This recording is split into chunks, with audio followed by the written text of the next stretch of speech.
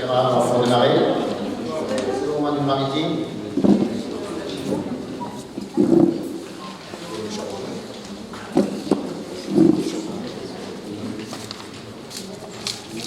Voilà, bonsoir à toutes et tous, et surtout merci de votre présence ce soir sur notre rentrée syndicale. Voilà, dans les Landes, c'est ce soir. C'était même toute la journée, je vais détailler un petit peu ce qui s'est passé tout au long de la journée. Et je voudrais tout d'abord, bien sûr, remercier monsieur le maire de Saint-Paul-les-Dax, Julien Bazus, qui nous accueille gentiment dans sa salle. Il s'excuse, il n'a pas pu honorer notre invitation ce soir, et pris, je crois, par le marché des producteurs, vous avez vu en arrivant, qui est juste à côté. Mais en tous les cas, merci bien pour la salle.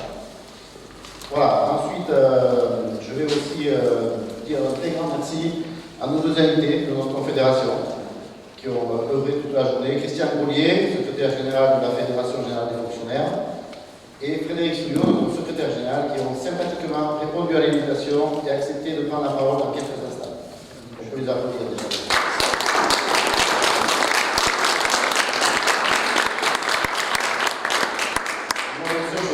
Je sais que vous attendez avec impatience, ce sont deux personnes très importantes de notre confédération. Je vais quand même vous dire un petit mot et les remercier aussi pour leur parcours de la journée et donner quelques détails. Donc depuis ce matin, Christian a fait des visites sur le terrain dans les services publics et notamment donc, une première visite ce matin à 8h du matin.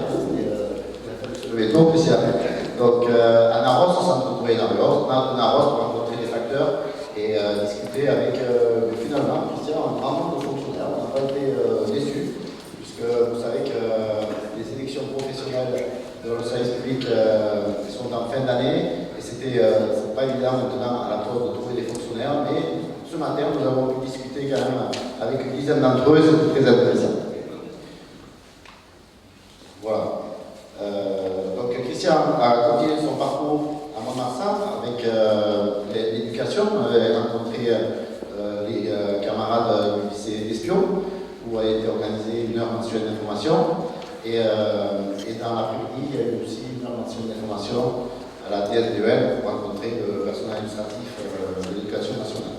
Donc voilà, une journée qui s'est bien déroulée à la rencontre des salariés. Pas tout le temps des syndicats et des forces ouvrières, mais c'est aussi l'objectif de ces visites, c'est parler de notre syndicat, mobiliser et surtout étendre les revendications forces ouvrières pour qu'un grand nombre de camarades nous rejoignent. Voilà, avec Frédéric Souillot, nous avons pas oublié non plus les établissements privés qui eux aussi vont avoir de nombreuses élections professionnelles en 2023. Et nous avons visité avec Vincent, le délégué d'Atlantique Atlantique Automatique Incendie, excusez-moi Vincent. Donc voilà, c'était très intéressant aussi. Les camarades sont venus à notre rencontre, il y a eu une discussion et Vincent qui prépare ses élections au mois de décembre, eh bien c'est certain que ça va aussi, je pense, l'aider, on pense tous que ça va l'aider. Et c'est évident. Comme toutes les rencontres qui ont lieu aujourd'hui, ça ne pourra faire que du grand nombre pour nos délégués. Donc c'était vraiment, je pense, une très bonne journée, efficace et importante. Voilà. Je n'oublie pas aussi de remercier tous les camarades de l'UD qui ont œuvré à cette organisation de la journée et qui s'est très bien passée. Et la soirée, bien sûr, avec l'apéritif tapas, vous allez voir, ça va très bien se passer aussi. Donc un grand remerciement et aussi, je n'oublie pas l'équipe de communication qui a œuvré pour qu'on ait une très belle mobilisation et bon, c'est pas si mal, on a quand même une belle salle ce soir. Donc bravo et merci à tous. Merci à vous.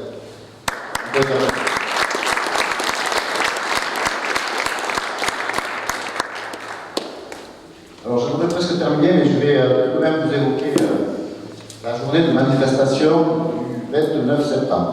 Alors ici dans la salle, peut-être que vous allez être surpris, puisque je pense que vous êtes à l'écoute des nouvelles, et particulièrement des nouvelles de notre confédération. Eh bien, comme comme l'a expliqué hier soir Frédéric Souillot en direct sur BFM TV, au nom de la Confédération, notre organe qui réunit toutes les fédérations et les marques ouvrières, et bien nous expliquait qu'une grève, ça se construit et ne se décrète pas. Et donc la Confédération, la commission exécutive avait choisi de ne pas participer à la journée du 29 septembre. Bien, Frédéric, Christian, dans les Landes, eh bien, nous sommes tout à fait d'accord de construire une grève, un mouvement qui gagnera sur nos principales revendications, et notamment, vous la connaissez toutes, celle de l'augmentation des salaires. Mais sachez que dans les Landes, nous bâtissons plus vite qu'à Paris. Et nous sommes déjà prêts pour partir sur ce mouvement le 29 septembre. Donc ça, ce n'est pas des paroles en l'air. Nous serons aussi prêts en octobre si toutefois nous décidons tous ensemble du CCM, qui arrive très vite. Le CCM, c'est la grande réunion des unions départementales et des secrétaires fédéraux. Eh bien, nous serons en octobre, mais la CE et le comité de landais a décidé d'être aussi présent le 29 septembre dans la rue pour les salariés, car les salariés ne peuvent plus attendre. Nous estimons qu'ils ne peuvent plus attendre et ils doivent s'exprimer au plus vite dans la rue pour réclamer un salaire digne qui permet de remplir le frigo. Voilà notre décision. Alors, je voulais vous en parler parce qu'elle est importante. Quand je vous dis qu'on est prêt, eh bien, vous pouvez prendre, vous les avez, je crois, sur vos chaises. Elles sont aussi à l'entrée, on en a mis quelques-unes à l'entrée. Il y a un communiqué qui a été réalisé, il y a un tract, voilà, nous sommes Force ouvrière, on ne s'est pas rallié à l'intersyndicale, donc nous avons construit ce mouvement et qui appelle, j'espère, à beaucoup plus, et peut-être encore plus fort, avec beaucoup plus de journées, ça on verra bien par la suite, parce que les revendications sont importantes. Mais les années, nous étions vraiment décidés de ne pas rater cette première chose. Alors je ne reviens pas sur le communiqué, le tract que nous avons sorti, parce que d'abord on l'avait dans les mains, et puis je pense que c'est des revendications qui ont été choisies et votées pendant notre congrès confédéral, où nous sommes restés dans la ligne droite et tout à fait revendicative de ce qui avait été voté lors du congrès confédéral. Et bien entendu, vous allez retrouver cette revendication prioritaire, on va dire, de l'augmentation des salaires, mais il y en a bien d'autres, je ne fais pas le détail, peut-être que nos camarades confédéraux vont nous en parler ce soir, mais je pense qu'on sera tous sur le pont pour essayer de défendre tout ça. Voilà, camarades anglais, pensez donc à bien lire, à bien reprendre cette revendication, prenez nos tracts, lisez-les, nos explications sont toutes bien définies dedans. Et notre décision est rendez-vous en Marsan jeudi 29 septembre à 10h30 aux arènes pour cette première journée qui, j'espère, sera efficace dans les Landes et qui en appellera certainement d'autres. Voilà. Je ne vais pas aller plus loin, mais je vais donc laisser la parole à nos invités. Et je vous remercie encore d'être présents ce soir. Nous sommes en place depuis, vous savez, depuis le mois de mai, avec notre nouvelle commission exécutive. Les commissions sont en place, elles travaillent, le développement, la communication, comme je vous l'ai expliqué tout à l'heure, ça bosse. C'est aussi ce qui va faire notre développement. Et vous savez très bien que plus on sera développé, plus on sera syndiqué, plus on arrivera à gagner sur nos revendications et à participer à l'effort que l'on peut faire au niveau de la Confédération pour gagner nos batailles. Voilà, je vous remercie et je donne la parole, je crois, à Christian Goulet qui va démarrer cette intervention. Merci.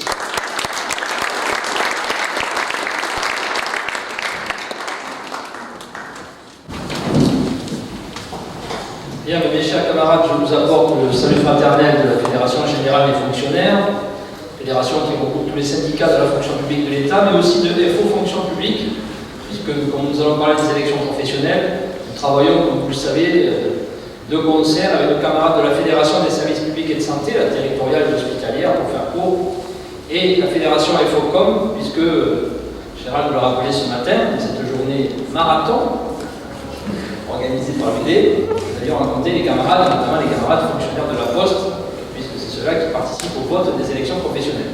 J'en profite bien sûr pour remercier Gérald et le bureau de l'unité de son invitation, et aussi les camarades qui m'ont covoituré toute la journée et avec qui nous avons passé quand même des bons moments et rencontré beaucoup de collègues et de camarades syndiqués, espérant que ça porte ses fruits évidemment pour les élections. Bon, deux sujets pour ne pas être très long, vu l'heure, bien sûr, et laisser de la place à notre secrétaire général. D'abord les salaires. Nous avions hier une réunion avec le ministre de la fonction publique et on espérait que ce serait une réunion, vous savez, comme on dit maintenant de manière fréquente, clause de revoyure.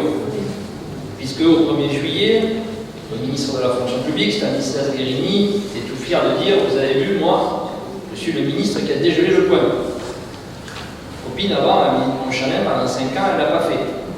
Il avait raison de le rappeler. Le quinquennat Macron 1, c'est le quinquennat où depuis des années, c'est le premier président de la République qui a gelé le point d'indice sur la totalité du quinquennat. Sarkozy, élu en 2007, avait commencé à geler le point qu'en 2010, j'ose dire. Et Hollande, rappelez-vous, avait essayé de dégeler le point d'indice la dernière année avant les élections, en espérant que ça lui apporterait peut-être quelques voix, mais ça n'a pas suffi. Bien. Macron a gelé pendant 5 ans. Donc là, il arrive et il nous dit: ok, je vais ce coup-ci revaloriser la valeur du point d'indice. On rappelle à ce moment-là que l'inflation est de 6%, et donc le ministre de la fonction publique annonce 3,5 au 1er juillet. On s'était dit peut-être qu'on pourra en rediscuter à l'automne. De rien, nous étions convoqués, et on avait déjà très peu d'espoir, puisque la réunion s'intitulait Bilan des mesures salariales de juillet. Vous savez, des fois qu'on a oublié déjà ce qu'on a vu en juillet. Donc en fait, hier, il s'est contenté de rappeler les mesures de juillet. Alors, il nous a donné le nombre de bénéficiaires, etc. etc. Et évidemment, il n'a rien proposé de plus à ce stade, en tout cas, pour 2022. Et le problème, c'est que, comme vous le savez, dans la fonction publique, on discute avec aussi des échéances budgétaires. Et ce qui nous inquiète, c'est que pour l'instant, il n'y a rien de budgétisé non plus dans le cadre du projet de loi de finances 2023. Donc évidemment, écoutez avec attention l'explication qui a été faite sur l'appel au 29 dans les Landes. C'est vrai que ça pose la question de la suite, de la capacité à se mobiliser, parce que si c'est pour avoir aucune augmentation salariale pour fin 2022, ni dans la perspective du projet de loi de finances 2023, c'est évident qu'il faudra réfléchir à ce qu'on a une capacité de faire pour faire reculer le gouvernement et obtenir une nouvelle augmentation des salaires. Surtout qu'en même temps, ils n'augmentent pas les salaires, mais ils n'augmentent pas non plus le remboursement des indemnités kilométriques pour les personnels qui se déplacent avec leur véhicule perso. Et on voit le coût du carburant aujourd'hui, sans compter que demain il n'y aura plus le bouclier ou la réduction, on l'appelle comme on veut, sur le carburant. Il n'augmente pas non plus les indemnités de restauration pour ceux qui doivent déjeuner à l'extérieur, pas plus qu'il ne augmente les indemnités d'hébergement. Donc ça fait beaucoup quand même au bout du bout. Sans compter que lui-même, quelque part, reconnaît sa difficulté, puisqu'il nous dit: oui, je sais, je n'augmente pas assez, mais c'est pas grave, je maintiens la JIPA. La JIPA qui est la fameuse garantie individuelle du pouvoir d'achat, qui est donc la reconnaissance mécanique qu'on aura un pouvoir d'achat qui sera inférieur à l'inflation des 4 dernières années. Donc on ne va pas pouvoir rester comme ça, il va trouver une solution. Alors le ministre, il renvoie à une future négociation. Puisqu'à partir de janvier 2023, le ministre souhaite revoir la manière de rémunérer les fonctionnaires. On en a parlé pour ceux qui étaient à des heures mensuelles d'information aujourd'hui. Alors qu'est-ce qu'il veut faire? Je vous avoue que c'est assez compliqué de savoir. D'abord parce qu'on n'a bien sûr aucun document sur la table, très peu d'allusions. Alors on essaie de se dire à quoi on pourrait faire référence. En fin d'année 2021, son prédécesseur, la ministre Amélie de Montchalin, avait dit: je vais vous réunir les syndicats pour discuter de mesures salariales. Nous, on s'était dit: on fait une bonne nouvelle. On lui dit: est-ce qu'on va discuter en octobre 2021 des mesures salariales pour du point d'indice en 2022? Réponse de la ministre: non. Est-ce qu'on va discuter de la grille de salaire? Réponse de la ministre: non. Il a dit: qu'est-ce qu'on vient de foutre? Qu'est-ce qu'on va faire dans une réunion salariale en 2021 si on ne peut pas discuter des salaires et des grilles indiciaires 2022? Il avait dit: vous voulez combien pour essayer de construire le programme d'Emmanuel Macron pour la présidentielle, pour le salaire des fonctionnaires? Donc, nous, on y est allé, première réunion, on a dit plus qu'à rien, on sort de la réunion. Donc on a quitté la réunion. Quelques temps plus tard, le trio CGT, FSU Solidaire a fait la même chose, et pour autant, les autres, CFDT, USA et CFTC, CGC ont continué jusqu'au bout, et un rapport est sorti. Je vous encourage à lire ce rapport, pourquoi? Parce que celui qui a rédigé le rapport, à l'époque, c'était Paul Penny. Vous connaissez sûrement pas, mais Paul Penny, c'est l'ancien directeur général de la fonction publique. On pourrait dire on a fait revenir un ancien directeur qui a fait son rapport, sauf que depuis quelques mois, depuis quelques semaines maintenant, depuis que Stanislas Guerini est ministre, le nouveau directeur de cabinet s'appelle Paul Penny. Là, il n'y a pas de hasard, je pense que Paul Penny n'a pas oublié le rapport qu'il a écrit il y a un an. Et forcément, c'est ça qui va être sûrement le socle de la discussion pour voir comment rémunérer les fonctionnaires. Là, mes camarades, il faudra qu'on soit vigilants. Parce que leur objectif, c'est de transformer la fonction publique statutaire de carrière en fonction publique d'emploi. C'est de casser les statuts particuliers de corps pour dire on va regrouper les missions de la fonction publique, non plus par mission rattachées à des statuts, mais on va regrouper ces missions en métiers. Et dans ces métiers, on va mettre plusieurs corps, plusieurs statuts particuliers de corps. Et comme ça, c'est une fois payer les fonctionnaires en fonction du métier qu'ils font, et non plus des missions qui étaient rattachées, parfois diverses et variées, à leur statut particulier. Est-ce qu'au bout du bout ce sera ça, on verra bien, mais en tout cas la philosophie du rapport, c'est quand même ça, donc il faudra qu'on soit extrêmement vigilant, parce que, comme on le disait hier, rappelez-vous, toutes les réformes qu'ils mettent en place, et toutes les réformes, et sans aller bien loin, si on reprend qu'à partir de 2007, ce sont des réformes dont le seul prisme est le prisme budgétaire. Ce n'est que ça. Rappelez-vous Sarkozy. Il arrive, il dit je vais réduire le nombre de fonctionnaires, je vais en enlever 1 sur 2. Il avait dit les quelques économies que ça fera, je donnerai un petit peu en prime aux agents. Qu'est-ce qui est arrivé après? Hollande, il dit bon, 1 sur 2, c'est déjà fait. Si je refais 1 sur 2, ça va finir par se voir qu'il n'y a pas assez de monde dans les services. Déjà qu'on était un peu à l'os. Donc lui, il invente, pour ceux qui sont fonctionnaires, vous en rappelez, PPCR. Parcours professionnel, carrière, rémunération.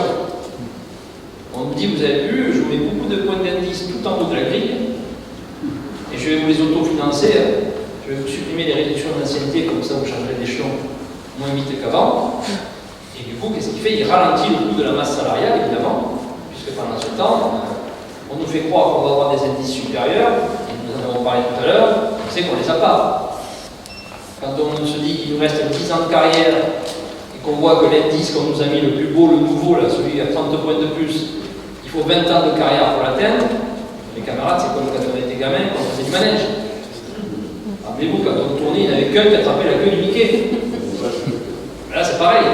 90% des fonctionnaires n'attrapent pas le dernier indice parce qu'ils n'ont pas assez de carrière à dérouler, c'est trop loin.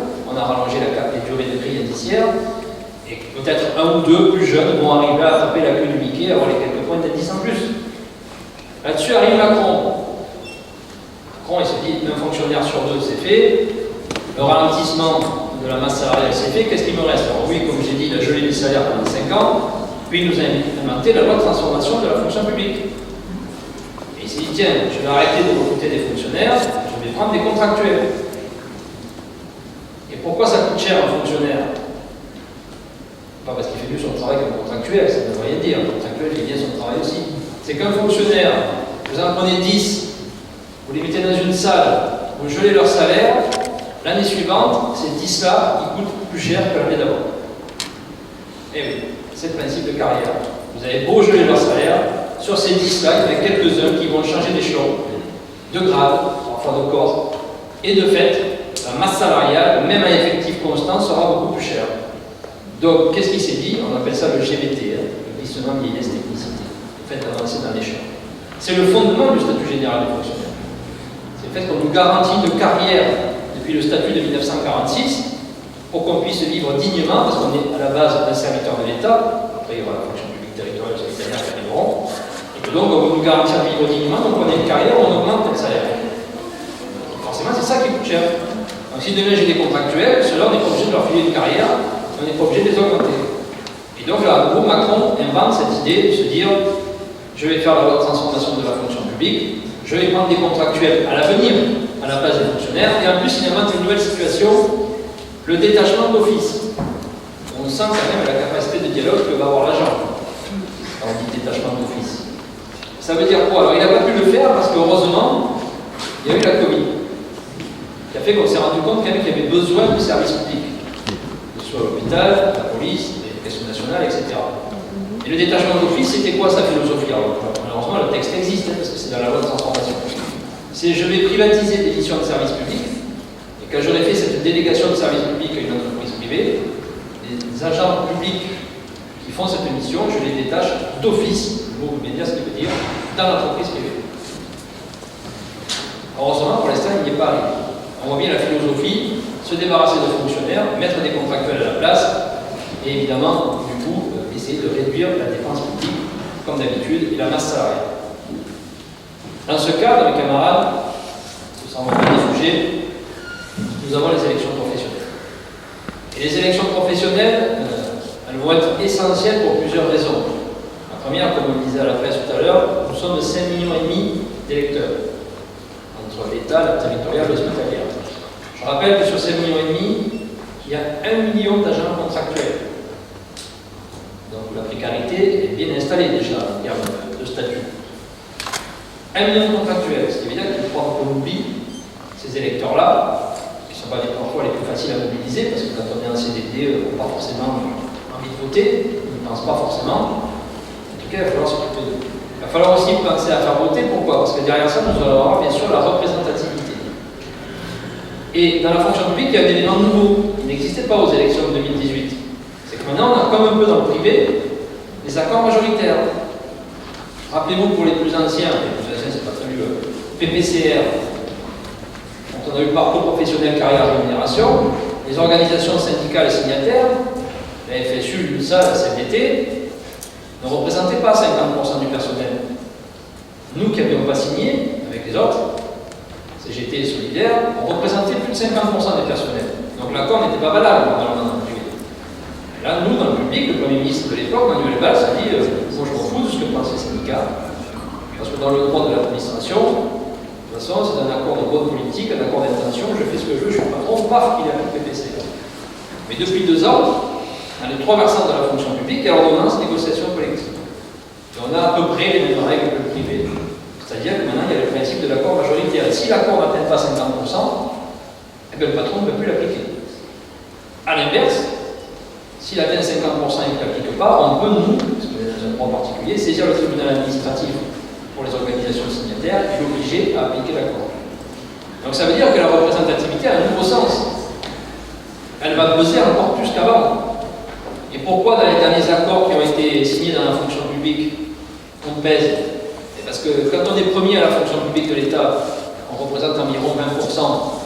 C'est évident que vous comprenez que le patron, l'État employeur, il veut d'abord essayer d'obtenir l'accord de celui qui pèse de 20% avant d'obtenir l'accord de celui qui pèse de 3 ou 4. Donc forcément qu'il va venir discuter encore plus avec nous, ce qui fait que ces élections prennent un impact beaucoup plus fort. Alors bien sûr, elles vont être compliquées, parce qu'on généralise quasiment partout le vote électronique, où on sait que le vote électronique égale faiblesse de la participation ou diminution de la participation. Peu importe, qu'une seule priorité, faire voter ce qui votait faux. Quand c'est comme ça, on ne se prend pas la tête. Il va falloir suivre les électeurs, avoir la liste des démarchement électronique tous les soirs du 1er au 8 décembre. Donc la seule priorité qu'on doit avoir, c'est de faire voter celui dont on est certain, ou celle dont on est certain, qu'elle votera les faux. Et en plus, on va avoir la tâche qui va se compliquer, puisqu'on sait qu'il y aura des nouvelles instances que les personnels ne connaissent pas. Fini le CT, CHSCT. C'est le comité social. Alors en plus, comme ils sont sympas, ils ne mettent pas le même nom suivant la fonction publique. C'est le CSA pour l'administration à l'État, c'est le CST pour la territoriale, c'est le CSE, établissement pour l'hospitalière. Et en plus, les CAP, les commissions paritaires, vont traiter de la carrière des agents, qui sont affaiblis parce qu'il y a ni mobilité ni avancement, ils nous les font par catégorie hiérarchique. C'est plus une CAP par corps, c'est je mets tous les corps de la même catégorie à l'intérieur, et j'ai une CAP par exemple pour la catégorie B. Donc ça va compliquer à la fois la compréhension du scrutin pour les électeurs, donc pour les agents. Ça va aussi être la complexité du vote électronique, et donc il va falloir qu'on fasse voter. En 2018, on a eu 52% de participation aux élections professionnelles. Ce qui n'est pas tant que ça, au demeurant. On peut toujours dire que c'est mieux qu'aux élections politiques. Mais pour autant, ça nous fait quand même qu'en gros 1 sur 2, alors je parle des élections bien sûr qui servent à calculer la représentativité, donc pas les séries. Donc il faut qu'on fasse voter, à la fois pour, évidemment, contourner la difficulté du scrutin, et aussi dire, pour finir, à nos camarades qu'on sert à quelque chose. Parce qu'on commence à entendre cette petite musique, parfois d'ailleurs les syndicats auto-alimentent, malheureusement. Oui, mais il n'y a plus la mutation, il n'y a plus la promotion, à quoi servent les CAP? Elles servent les CAP. Bon, parce qu'on défend le dossier individuel d'un agent, on n'attend pas que la CAP arrive. Si l'agent vient nous voir, on s'occupe de son dossier, on va voir le patron, le chef de service. Et puis, mais les syndicats, ça ne gagne rien, ça ne sert plus à rien. Ah, on parlait de ça tout à l'heure. Si vous croyez que si on n'était pas là, depuis 2007, ils n'auraient pas tout balayé. Comme j'expliquais tout à l'heure, vu leur prisme de la structure budgétaire, il y a bien longtemps qu'ils auraient privatisé des missions, bien longtemps qu'ils auraient viré des fonctionnaires, bien longtemps qu'ils auraient supprimé une partie des services, etc. etc. Je ne dis pas qu'on n'a pas eu des reculs. Forcément que c'est moins facile qu'avant, qu'on a des problèmes d'effectifs, des problèmes d'organisation, qu'on est maltraité sur la paye, puisqu'on a 22% de perte de pouvoir d'achat depuis 2000. Si on mettait 22% de salaire en plus en bas de la fiche de paye, on serait sûrement plus heureux. Mais pour autant, ça fait, sans aller très loin, 4 quinquennats qui nous rappellent la même chose. On va supprimer des fonctionnaires, on va supprimer des services, on va privatiser, sauf qu'on est toujours là, que sur le chiffre global, il y a toujours 5,5 millions d'agents publics dans ce pays, et que même si ça s'est dégradé, alors si on n'était pas là, il est certain qu'il y aurait peut-être plus de fonction publique du tout, plus de statut général des fonctionnaires, et malgré tout, ça existe toujours. Donc le syndicat, il sert bien à quelque chose. Peut-être qu'il ne crée pas de nouveaux droits autant qu'on le souhaiterait, mais grâce à sa capacité de résistance, il maintient un nombre incalculable d'acquis. À mes camarades, tout ce que je peux vous dire, c'est public, privé, avec les fédérations, les UD, la Confédération, on n'a qu'un objectif, hein. C'est rester premier à l'État, passer premier à la territoriale et à l'hospitalière, progresser, gagner des nouveaux droits, et pour ça, il faut qu'on s'y mette tous. Moi, je suis persuadé qu'on a les meilleures revendications. On a des militants qui sont convaincus, je l'ai encore vu aujourd'hui, donc il n'y a qu'une solution, c'est gagner les élections professionnelles. Je vous remercie. Vive l'UD, FO des Landes, vive la Confédération France Ouvrière.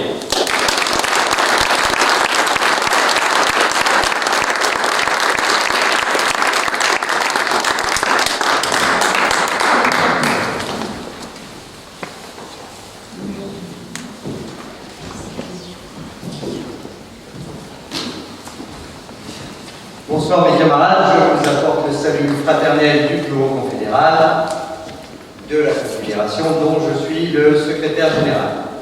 Alors moi, c'est moi qui ai le meilleur rôle. Parce que c'est moi qui vais annoncer l'apéro tapas à la fin.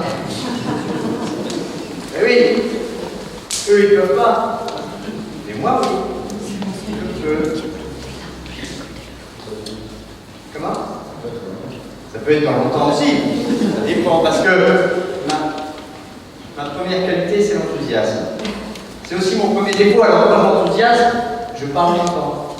Et l'apéro, merci de m'avoir invité. C'est la première fois que je viens dans les Landes.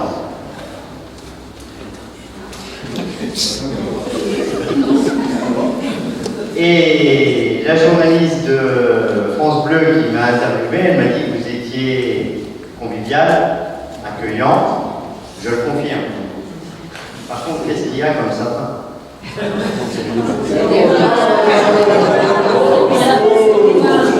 Ah, c'est pas pareil, c'est comme pain au chocolat et chocolatine. Du coup, comme on avait ce débat ce matin à la gare avec Gérard, il m'a pris un pain en raisin, parce que là, il n'y a pas de débat. Merci pour cette invitation, et puis... alors, avec Christian, Gérard, attention.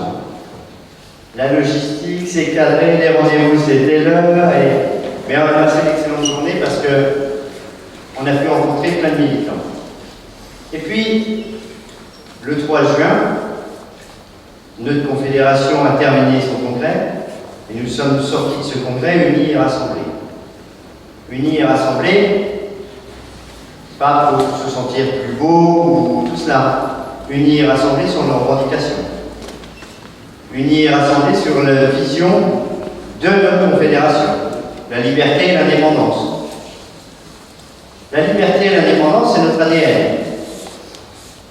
Vous le savez tous, aux élections politiques, on n'appelle jamais à voter pour l'un contre l'autre. Ce qui nous permet de temps en temps de dire en intersyndical, celui que vous critiquez, Vous avez appelé à voter pour lui. Vous, en tant que citoyen, vous faites ce que vous voulez quand vous êtes devant l'urne. Et moi, je ne suis pas directeur de conscience. La commission exécutive confédérale, le CCN, on n'est pas directeur de conscience. On n'en parle pas de politique. La seule politique que nous menons, c'est la politique syndicale. Et pour mener la politique syndicale correctement, ben on a des instances, des statuts. C'est notre constitution à nous. Et puis, quand nous avons créé la CGT Force ouvrière, c'était simplement pour arrêter d'être la courroie de transmission du Parti communiste. Alors, ça aurait été la courroie de transmission d'un autre parti, on aurait quand même créé Force ouvrière, parce que la liberté et l'indépendance, c'est notre ADN, c'est nos fondations. Alors, des déplacements avec Christian et puis d'autres membres des fédérations et du bureau confédéral, jusqu'au 29 novembre, on va en faire 102. On va aller partout en France pour expliquer, comme Christian l'a fait, les élections professionnelles. Parce que pour les élections professionnelles, une fois qu'on a dit tout ce qui n'allait pas, il faut mettre un peu d'optimisme aussi. Les élections professionnelles, on les gagne plus près du terrain. D'abord, d'ici le 20 octobre, pour les élections dans la fonction publique, ben la priorité c'est de constituer des listes. Parce que dans tous les endroits où on aura des adhérents, des sympathisants, des gens qui veulent voter pour nous, s'il n'y a pas de liste écho, ben on fera zéro. La représentativité dont on entend tous parler, et dans le privé, par exemple. Si on prend que les entreprises où nous sommes, on fait 25,4%. Si on le met sur la totalité du périmètre des entreprises du privé, on descend en dessous de 16. Ça veut dire qu'il faut que nous arrivions à nous implanter ou à mettre des listes pour que les gens puissent voter. Et puis, je regarde le camarade de l'Éducation nationale, la FNEC a prévu, et c'est pas que pour cette élection, elle l'a déjà fait 2 fois, ce qu'on appelle le cahier des votants. Alors le cahier des votants, après on l'appelle comme on veut. Comment est-ce qu'on arrive à faire voter? Comment est-ce qu'on est sûr que ceux qui veulent voter pour nous, qui soient adhérents, parce qu'on a ça aussi parfois, de temps en temps, on a des adhérents parce que ce jour-là ils ont piscine, ou aquaponie, ou je ne sais quoi d'autre, mais ils ne vont pas voter, ou ils oublient. Donc, si on a des sympathisants qui nous donnent leur numéro de téléphone portable, alors on va pas en abuser. Et qui nous disent, ben, je suis prêt à voter pour vous, ben, on les relance.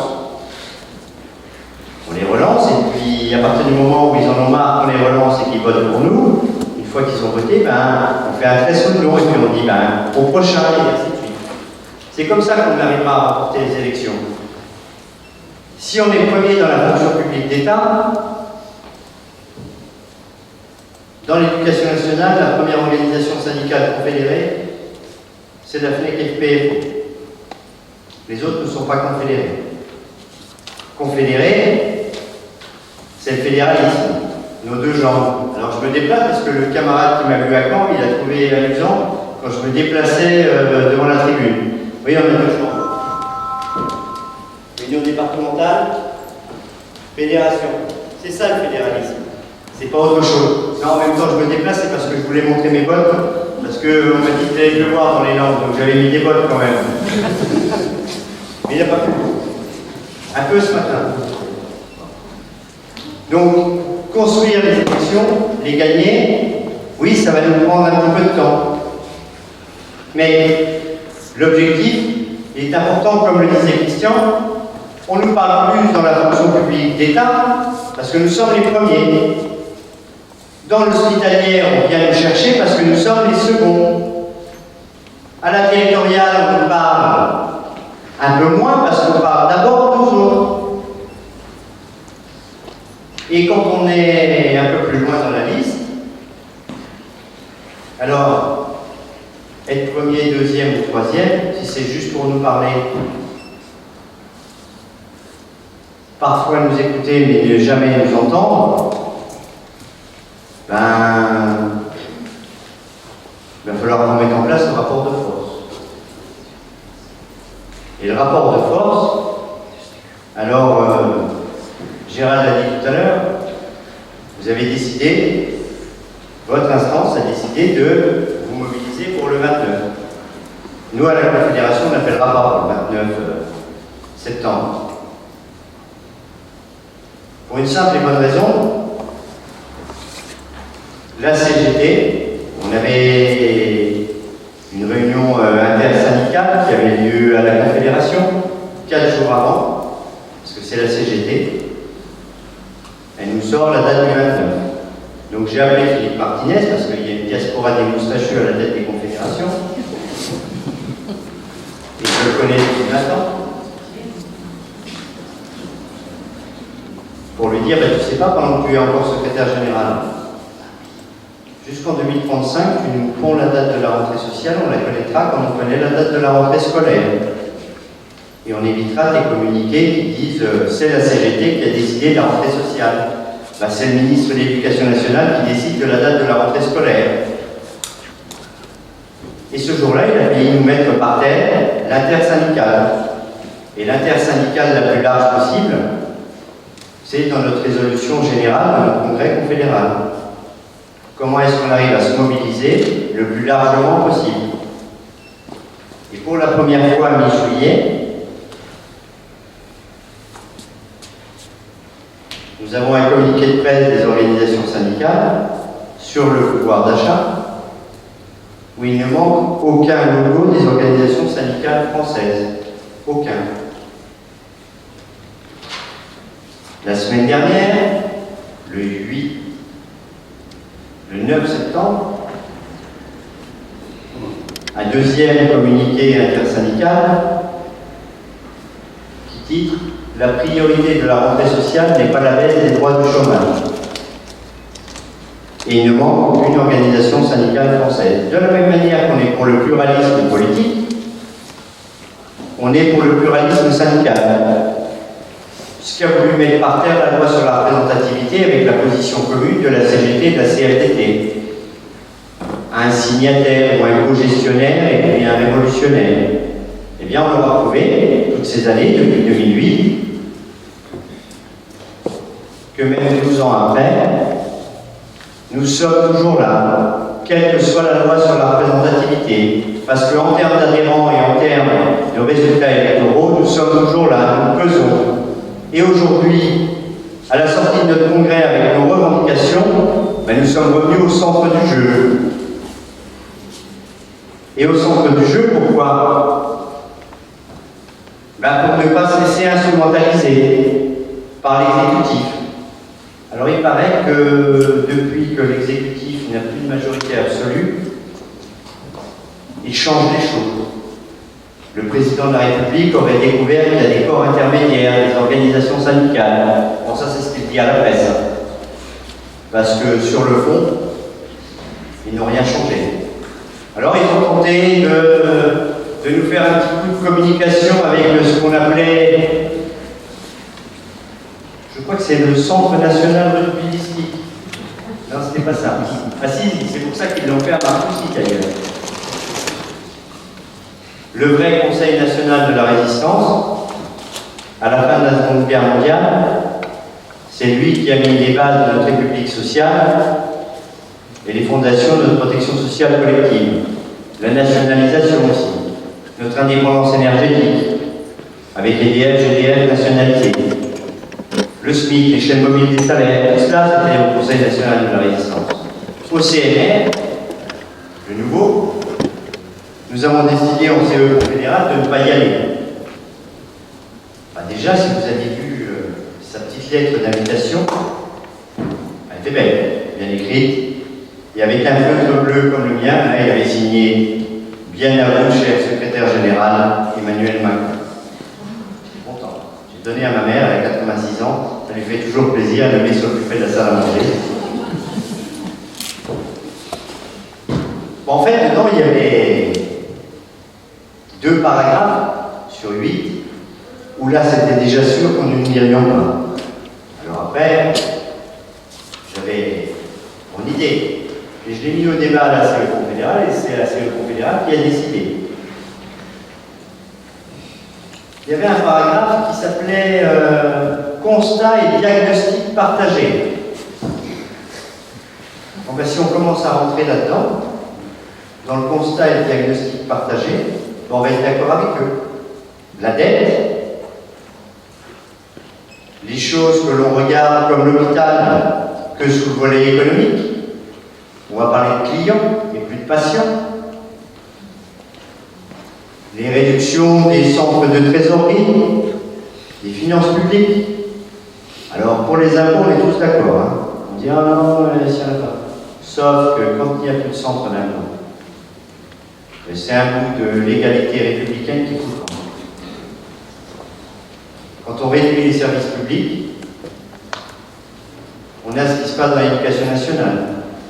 Plus de statut. Parce qu'aujourd'hui, quel que soit le milieu d'où on vient, ou la couleur de peau que l'on a, l'égalité de traitement, c'est les services publics, c'est les fonctionnaires. Et puis, comme Christian l'a expliqué tout à l'heure, la garantie de carrière, c'était aussi pour éviter que, quel que soit le gouvernement en place, le service public soit à la mode de celui qui a plus d'argent ou qui a une plus belle couleur de peau. Donc l'égalité de la République sociale, mes camarades, c'est le service public, c'est vous. Et donc, au CNR, il y avait le diagnostic partagé. Et puis, dans l'avant-dernier paragraphe, il était écrit qu'à la fin de cette journée, nous arriverions à un consensus partagé. Mais moi, en tant que secrétaire général de la Confédération, je ne sais pas ce que c'est que le consensus partagé. La seule chose qu'on sait quand on est syndicaliste, c'est l'accord, la négociation. Comment est-ce qu'on arrive demain à faire évoluer le progrès social? Comment est-ce qu'on arrive paritairement à gérer la protection sociale collective? Parce que vous savez, vous l'avez vu à la télévision, souvent ce qu'on appelle des charges. Ça s'appelle des cotisations. C'est notre salaire différé, la différence entre le brut et le net. Alors évidemment, c'est avec le net qu'on remplit le frigo, mais c'est avec le brut qu'on arrive à se faire soigner, qu'on a rendez-vous le lendemain matin dans la mairie de notre commune, où les agents territoriaux, quels que soient vos revenus, ils vident quand même vos poubelles, ou ils font service à la personne, ou ils entretiennent vos routes. Mais c'est ça aussi, le service public et l'égalité de traitement républicain. Donc au CNR, on a décidé de ne pas y aller. Alors on n'a rien dit le jeudi après la CE confédérale, parce qu'on voulait donner une chance à l'intersyndicale de lundi d'avoir aucune organisation syndicale qui n'y allait au CNR. Bon. La CGT, la CFDT, la CFTC et l'UNSA ont décidé d'y aller. Mais tout ce que l'on vous a expliqué sur la loi sur la représentativité, les organisations syndicales qui n'ont pas été siégées au CNR sont majoritaires. On représente 55% de représentativité. Et je l'ai dit dans la presse, et la presse l'a repris. Majoritairement, les organisations syndicales n'ont pas siégé au CNR. Bon, après, Emmanuel Macron voulait en faire de la communication et tout cela. Même la reine Elisabeth lui a mis des bâtons dans les roues.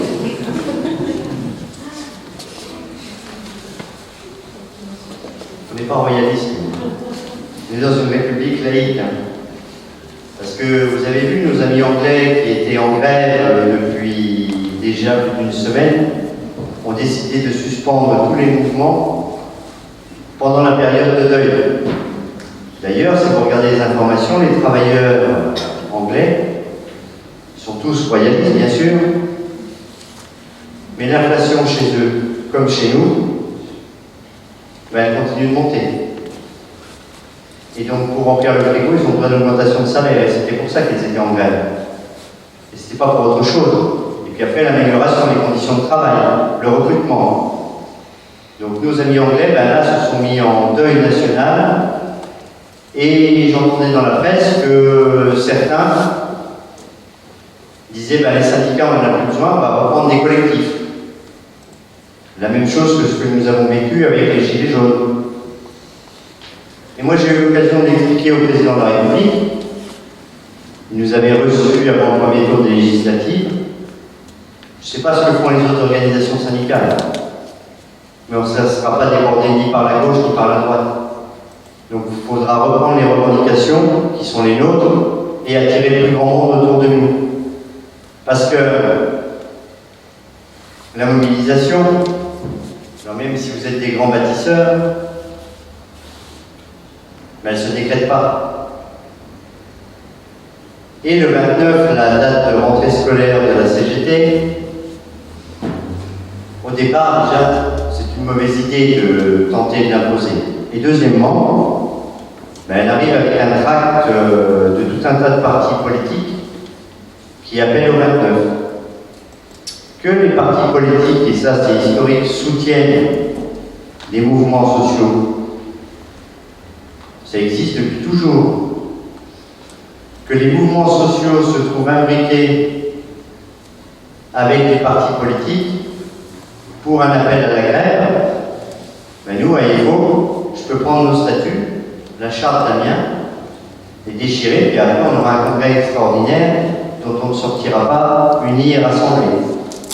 Donc chacun fera ce qu'il peut pour le 29, puisque j'ai écrit une circulaire sur le sujet, et vous n'êtes pas dans le tract de l'intersyndicale, puisqu'il était déjà écrit avant que vous y veniez. La liberté et l'indépendance de Force ouvrière et ses structures, il n'y a pas de sujet. Bon, liberté et indépendance, ça ne veut pas dire autonomie non plus.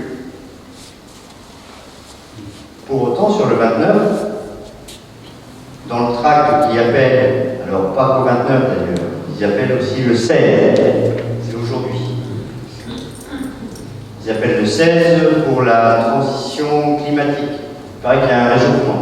Il faudrait qu'on l'explique au ministre de la fonction publique parce que ça dégèle pas vite le point d'indice. Ça ne doit pas réchauffer assez fort. Ils appellent le 16, ils appellent le 22. Et le 22, ce sont les collectifs qui appellent. Et la CGT, Solidaire et la FSU. Et quand les organisations syndicales confédérées, comme la nôtre, la Fédération Services Publics et de Santé, a appelé ceux qui voulaient manifester le 22, on leur a dit non. Ou vous venez sur les revendications du collectif, ou alors vous n'avez rien à faire là. Vous voyez mes camarades, ça c'est le dévoiement du syndicalisme. Et à l'intérieur du collectif, bien sûr que l'on peut discuter, mais pour autant, on doit rester sur les bases qui sont les nôtres. Parce que vous, en tant qu'adhérents, peut-être que dans les revendications du collectif, il y a des choses qui nous iraient. Mais quand on commence à faire plus de sociétal que de syndicalisme, ça ne peut pas nous aller à nous. Donc le 22, ils ont refusé que EFO, la CFDT et l'UNSA viennent à la manifestation. C'est pour cela que ces trois fédérations qui sont signataires du Ségur m'en rappellent pour le 27. Alors le 27, on sait bien que c'est une marche supplémentaire. Et les camarades de l'hôpital tout à l'heure nous expliquaient que ce ne serait pas simple de mobiliser. Bon, à Paris, il va y avoir une conférence de presse, dépôt de courrier de tract au Sénat et à l'Assemblée nationale. C'est pour marquer le coup. C'est pour se donner un point d'appui pour la suite. Pour la suite, comment est-ce qu'on va la construire? Parce qu'il va bien falloir qu'on la construise. On sait depuis 3 jours que le président de la République a décidé d'aller à la guerre. Alors pas en Ukraine, mais contre nous. Sa réforme des retraites, il veut la passer à travers le projet de loi de finances de la sécurité sociale. Et donc là, si jamais il le fait, comme cela, ou autrement d'ailleurs, on s'y opposera.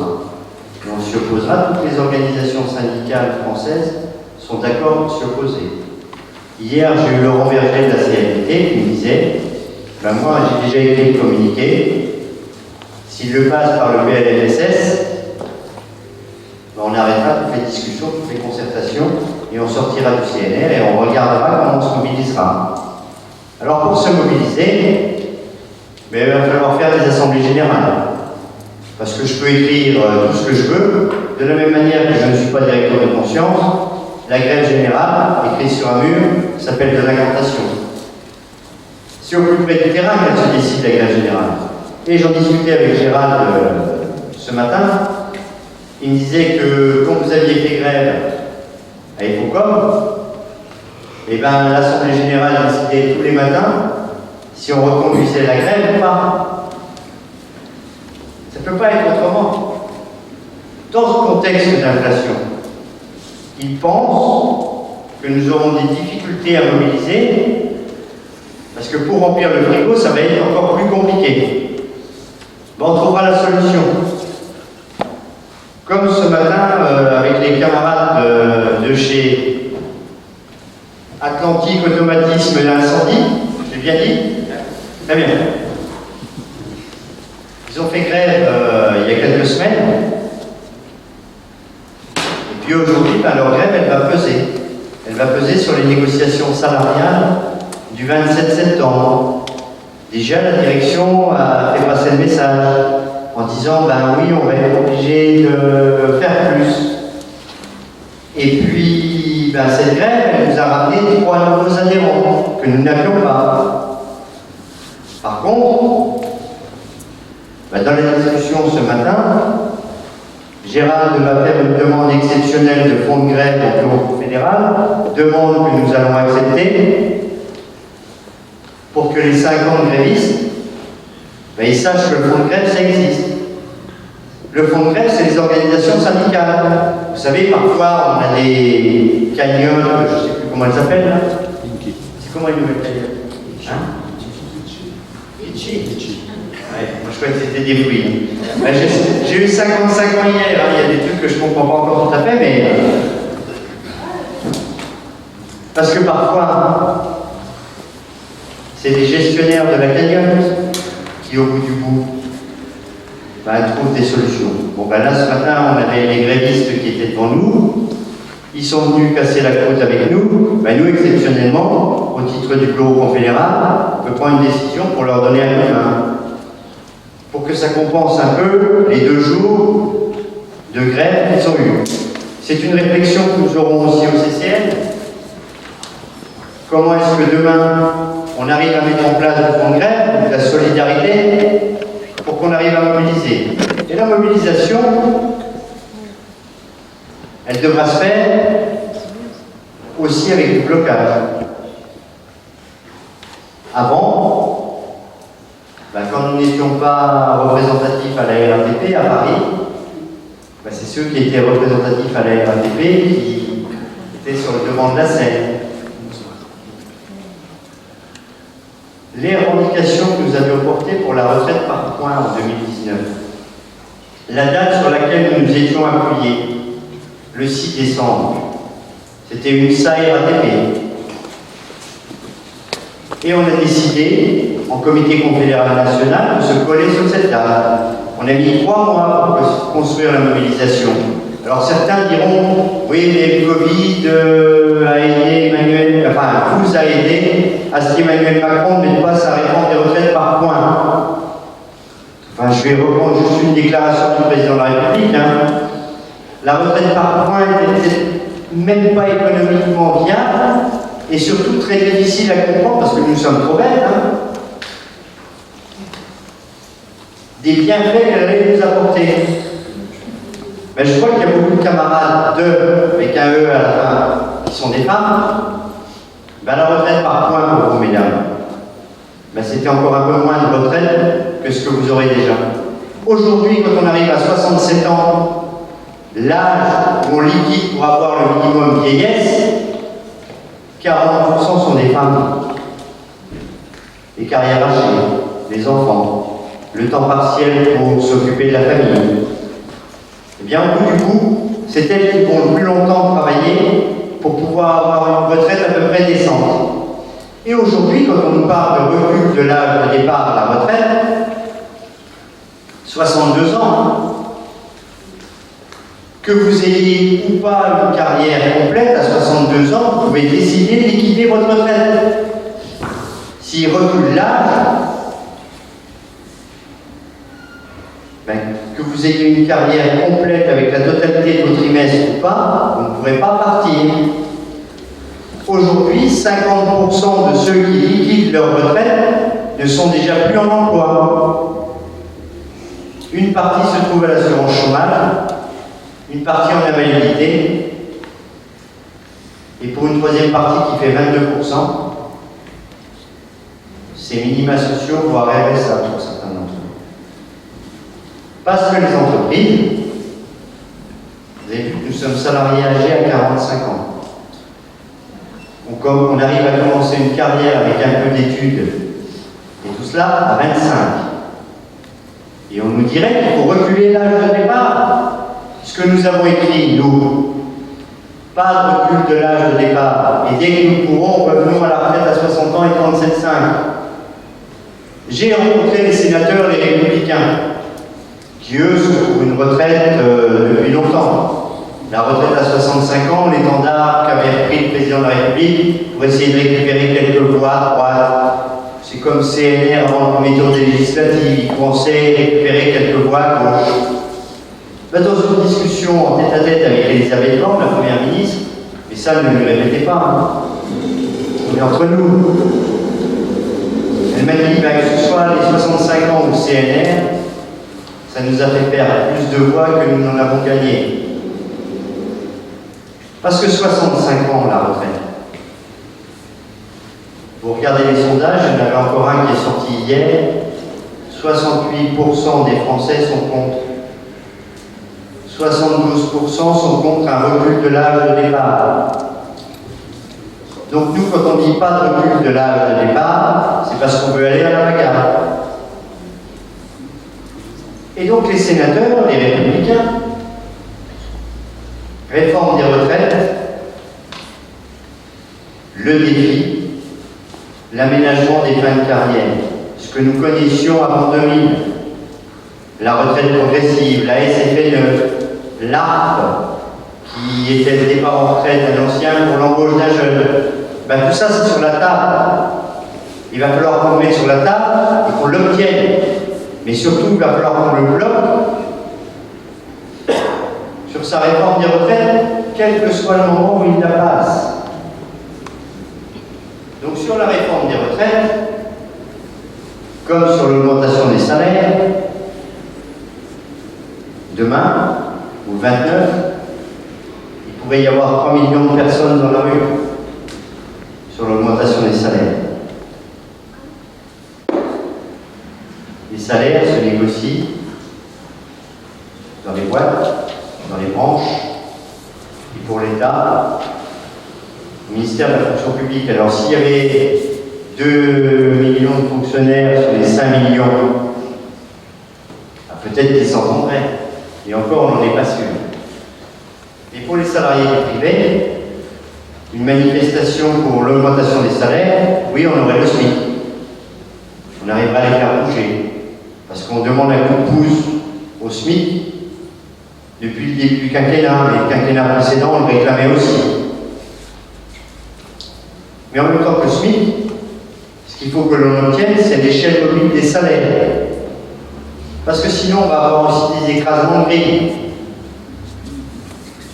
À chaque fois que les smicards, et c'est tant mieux, augmentent, si les coefficients qui sont au-dessus n'augmentent pas de la même proportion, au bout du coup, on se fait rattraper. Si on prend la santé privée, aujourd'hui, sur 80 coefficients, la 51 et la 66 pour les conventions collectives, 60 sont inférieurs au SMIC. Donc évidemment, les salariés ne sont pas payés en dessous du SMIC. Mais sur ces 60 coefficients, quel que soit le diplôme ou la qualification, ils sont inférieurs au SMIC. Quelles que soient les études que vous ayez faites, vous avez été rattrapé, vous êtes inférieur au SMIC. Donc sur les salaires, comme sur les retraites, comme sur les conditions de travail, comme sur la logique économique et budgétaire, le quoi qu'il en coûte, dont qui a été mis sur la table pendant toute la période Covid, et bien ça ne doit pas être les salariés qui en payent la facture. Donc pour tout ça, mes camarades, on va en discuter en CCM. On vous remobilisera et on vous demandera de vous mobiliser parce qu'il va falloir qu'on gagne à un moment ou à un autre. Parce qu'on ne pourra pas être toujours dans ah ben oui, mais ils nous ont enlevé ci, mais ils auraient pu nous en enlever plus. Donc il va falloir qu'on récupère le progrès social, mes camarades. Mais tout ça, ça se passe par la mobilisation. Et la mobilisation, c'est vous. Parce que s'il n'y a que moi ou que nous trois, ben c'est vite vu. Hein. Donc pour la mobilisation et pour le reste,